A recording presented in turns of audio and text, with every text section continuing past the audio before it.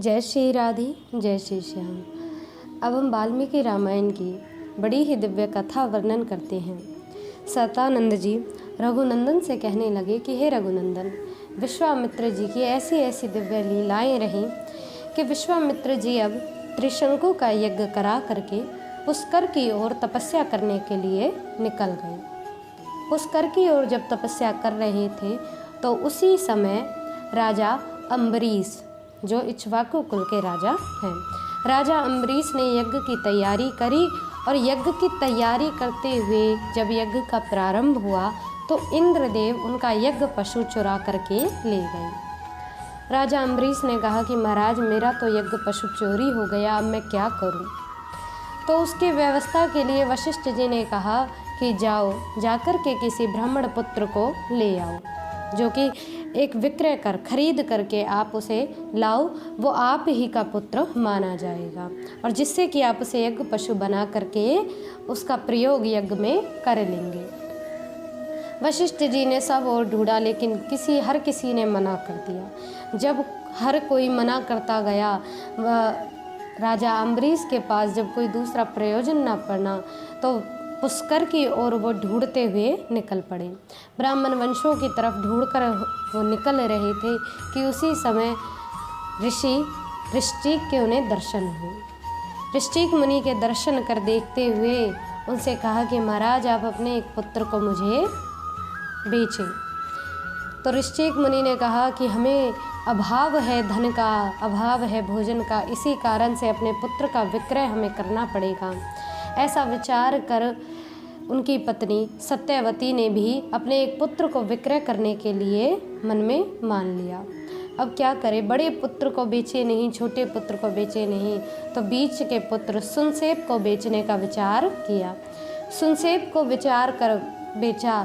राजा अम्बरीश उसे खरीद कर ला ही रहे थे कि पुष्कर में स्नान किया और विश्राम करने लगे। उसी पुष्कर के वन में विश्वामित्र जी तपस्या कर रहे थे।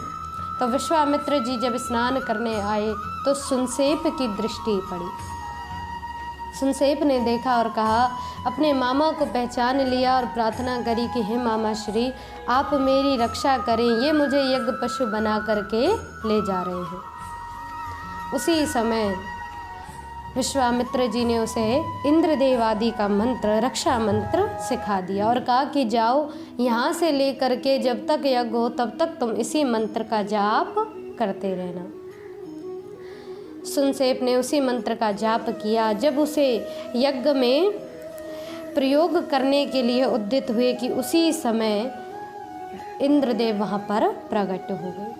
इंद्रदेव को प्रकट देख इंद्रदेव ने स्वयं उसकी रक्षा करी और अम्बरीश से कहा कि हे राजन, मैंने तुम्हारा यज्ञ स्वीकार किया, मैंने तुम्हारा भोग स्वीकार किया, तुम इस सुनसेप को छोड़ दो। बोले महाराज, आप इसे क्यों रक्षा करते हैं? तो कहा, विश्वामित्र जी के दिए हुए मंत्र से इसकी रक्षा मैं कर रहा हूँ, उसी मंत्र के कारण मुझे इसकी रक्षा करनी पड़ेगी, अन्यथा नहीं तो मैं विश्वामित्र जी के कोप का अधिकारी हो जाऊंगा। इंद्रदेव ने राजा अम्बरीश का यज्ञ स्वीकार किया और विश्वामित्र जी अब आगे की ओर तपस्या करने लगे। इंद्रदेव ने सोचा कि कहीं विश्वामित्र जी अधिक तप कर लेंगे तो हमारे स्वर्ग पर ही प्राप्ति ना कर लें, लेकिन इंद्रदेव ये नहीं समझ पाए कि जो दूसरा स्वर्ग का निर्माण कर सकते हैं उन्हें तुम्हारे स्वर्ग की क्या इच्छा होगी। लेकिन इंद्रदेव के मन में तो सिर्फ अपने स्वर्ग की रक्षा की ही मनसा बनी रहती। इसीलिए मेनका नामक अप्सरा को विश्वामित्र जी के पास भेज दिया। विश्वामित्र जी काम से मोहित होकर के मेनका को अपने आश्रम में रखने लगे।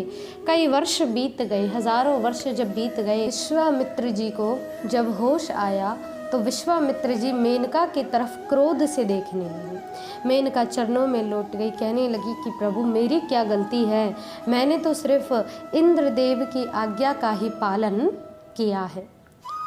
विश्वामित्र जी ने विचार किया कि अब इसे श्राप देने से होगा भी क्या, केवल मेरी तपस्या तो नष्ट हो ही गई। विश्वामित्र जी मेनका को जाने की आज्ञा दे करके आगे तप करने के लिए निकल पड़े।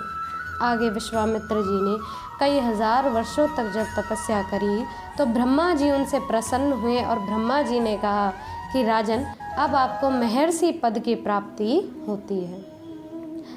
तो विश्वामित्र जी कहने लगे कि महाराज, मैंने इतना तप किया है, क्या अभी भी मुझे ब्रह्म ऋषि पद की प्राप्ति नहीं है? तो कहने लगे, राजन कैसी बात करते हो, ब्रह्म ऋषि पद की प्राप्ति के लिए आपको जितेंद्रिय बनना पड़ेगा, और जब तक कि आप जितेंद्रिय नहीं बनते तब तक आपको कैसे ब्रह्म ऋषि पद मिल सकता है? तो बोले, महाराज मैं क्या करूं? तो ब्रह्मा जी ने कहा कि केवल वायु पीकर, केवल श्वास स्वरूप पर ही जब तक आप तपस्या नहीं करते तब तक आप ब्रह्म ऋषि पद के अधिकारी नहीं हैं। विश्वामित्र जी ने ब्रह्मा जी की बात मानी और मान करके दोबारा से उसी तपस्या में संलग्न हो गए। आगे विश्वामित्र जी कैसे ब्रह्म ऋषि पद की प्राप्ति करते हैं वो हम कथा अगली वीडियोज़ में वर्णन करेंगे। तब तक के आप ऐसे ही दिव्य कथा सुनते रहें, आनंदित रहें। जय श्री राधे, जय श्री श्याम।